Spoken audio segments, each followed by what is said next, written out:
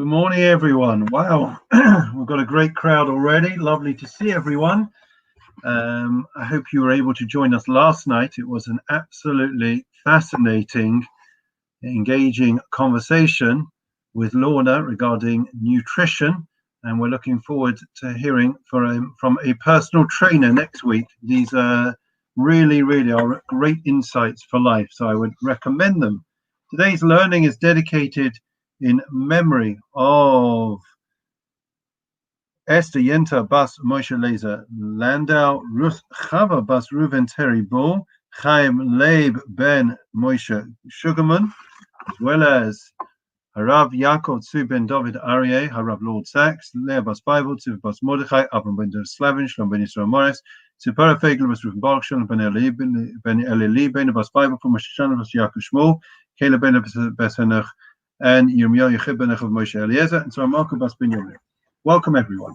So we are up to the gate of falsehood, and falsehood really is it's the flip side of truth.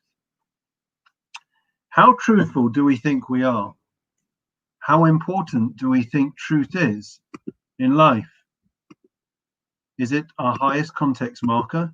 Is it something that we value? Is it sacrosanct in our lives and the lives of our families? How upset would we be if our children lied? Are white lies ever allowed? Let me share with you something. In 2016, the word of the year, the international word of the year was post-truth. That's astounding. 4 years ago. This year, of course, the word would be COVID or pandemic. I did see that in the word of the year. But 4 years ago, you know what the word of the year was? Post-truth. In other words, what does post-truth mean? You tell me. Post-truth means that we're in a different era. We've moved on from truth. Now it's fake news. It's falsehood. It's sheker. It's deceptive. It's not quite what it seems. It's all illusionary. That's the world that we have created, and that's the world that we need to recreate. So, firstly, good morning. Sorry, I'm getting carried away. To Caroline, Peter, Rachel, Michelle, Carol, Mervyn, Richard, David, Estelle, Hal, and everyone else who are joining us. So the interesting that the word in Hebrew for falsehood is sheker, shin, kuf, and resh. Now you'll notice that the letters in the alphabet, right, the ABC, the alphabet, are for the word for falsehood are shin, kuf, resh, which are three letters that are next to each other. Let's contrast that. What is the word for truth? The word for truth is emes, emet. The first letter, the last letter of the alphabet. Aleph is the first, Taf is the last, and Mem is the middle letter. What that says is that emet spans the whole of creation, the whole of life, the whole of the alphabet. It's everything. Nothing is outside it. It's going to endure forever. Whereas the word sheker are three letters that are next to each other, which means that it's something that is very short-lived. And in fact, all the letters, if you draw them out, they all rest on one single point, as opposed to the word for emet, for truth, where they all have a firm basis. Each letter has at least 2 points of resting on the line. And that shows the difference. Sheker is something, falsehood is something that will not endure. Emes, something that's truthful, is something that will endure forever.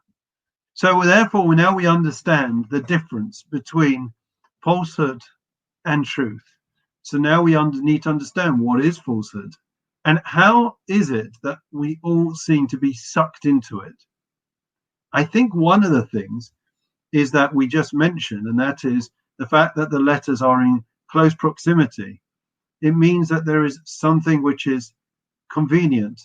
It's short-termism in our ability to engage with sheker. Sometimes it's a quick fix, isn't it? a white lie. Does anybody know what a white lie is? What are the rules of white lies? When can we say a white lie and when can't you say a white lie?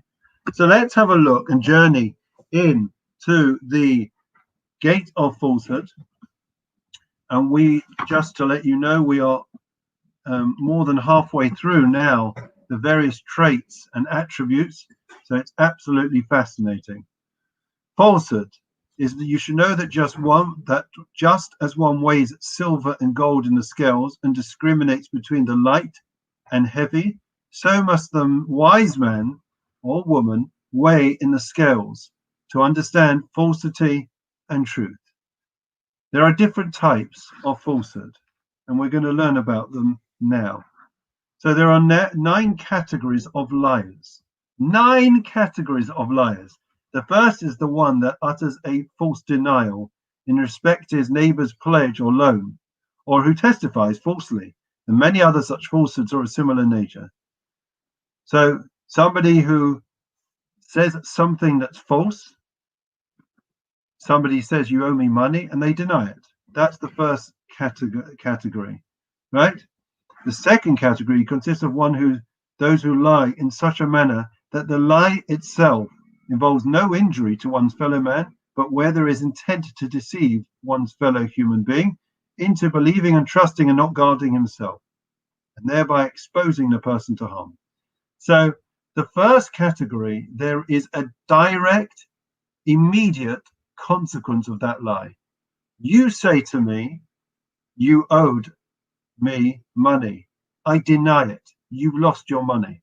I'm prepared to go to court, to bear false witness, to perjure my evidence, and therefore I am speaking falsehood, which directly impacts on you. It damages you immediately. The second category is one that there is no direct injury. I'm not harming anyone with what I say in and of itself, but I do intend, when I say that falsehood, to deceive another person, right? I mislead them. They falsely place their trust in me. So that is the second category. The third category consists of one somebody lies to somebody else, not to steal from them, but eyeing their fellow person's prospective good and preying upon it to seize it through falsehood and deceit. So you want to white collar crime. You want to get something from somebody else. You want to apprehend or to take or to acquire something of somebody else through illegitimate channels. You fake a check, right? You make up something, you deceive something, you twist something. Okay, so you're manipulating the legal system in order to falsify documents in order to achieve your aim.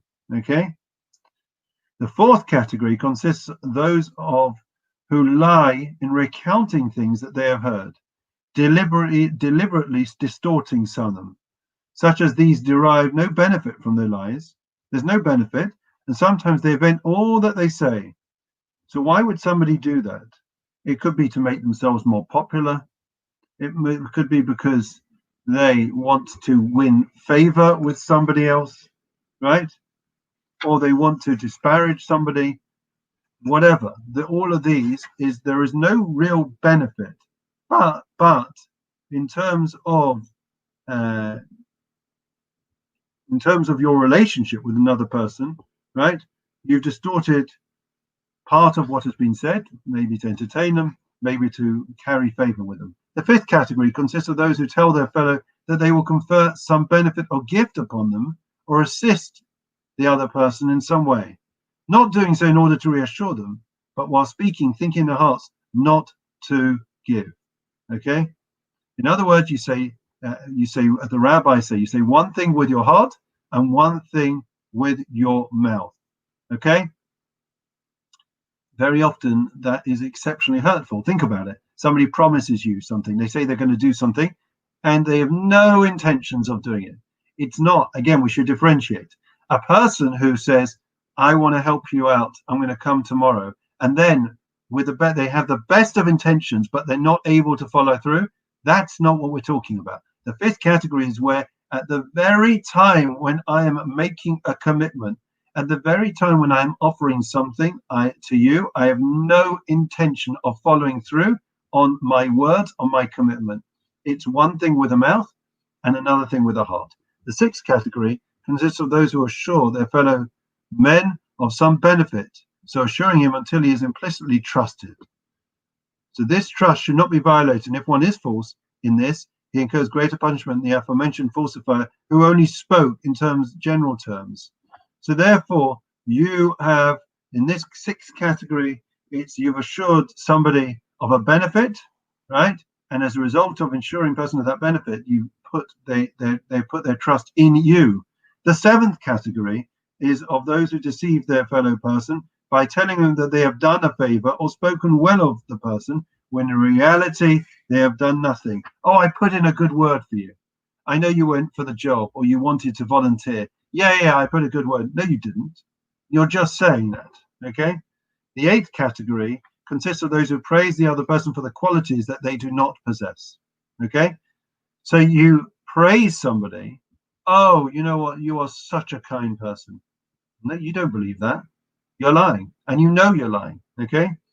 This should be differentiated from a Talmudic section that we may be familiar with. The section is in Ketubot, and it discusses about how one should dance in front of a bride. And there are two views there, one of Beis Hillel, one of Beis Shammai. Beis Shammai says that one has to say it the way it is. Beis Hillel says you can always find chutsho chesed, you can always find some aspect which is redeeming, which is good, right? You know, she's got a wonderful character, she's so kind, right? So Beis Hillel is not lying, right? That is not what Beis Hillel is suggesting. What Beis Hillel is suggesting there is that when somebody has already invested, bought, or made a commitment, they're not when they're asking you for your opinion, they're not asking for an appraisal of the whole of the situation from beginning to end and to give the pros and the cons. What they are asking for is to affirm for them what they have done is right, and therefore it's post factum, and therefore you should find some redeeming feature or some positive in their action. The ninth category consists of those who relate to what they have heard and fabricate in accordance with their needs, causing injury to another person. Okay, they get satisfaction from lying, even though they don't profit momentarily in doing so. Okay. So this is illustrating the case of Rav and his wife. When he would ask her for lentils, she would make him peas. When he would ask her for peas, sounds familiar, everyone? She would make him lentils. Here, his son reversed his father's words. When Rav wanted peas, he told his mother make lentils, and she made peas. Now his son was motivated by his father's honor, that he had the food that he desired. In spite of this, Rav told him off and told not to do so, because they have taught that their tongues to speak lies. Even though he had the best of intentions, the ends do not justify the means. And generally speaking, therefore, we have to stay away from lying.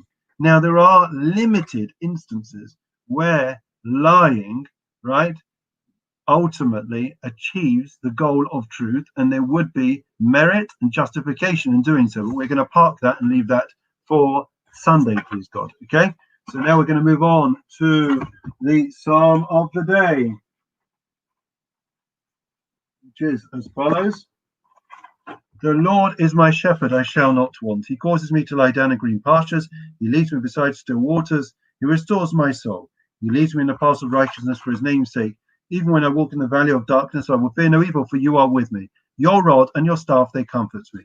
You set a table before me in the presence of my adversaries. You anointed my head with oil, my cup overflows. May only goodness and kindness pursue me all the days of my life, and I will dwell in the house of the Lord for the length of days. Memorial prayer. Adon Olam Nimzacho Es Nishmos Leah Bas Paivo Harav Yaakov Tzvi Ben David Aryeh Sivia Bas Mordechai Avram Ben David Slavin Shon Ben Yisrael Morris Tzipora Fegel Bas Ruven Bok Shon Ben Elili Ben Bas Paivo from Moshe Shamos Yaakov Shmuel Caleb Bela Bas Halach Yom Yochia Ben Chav Moshe Eliezer Samaka Bas Ben Yomin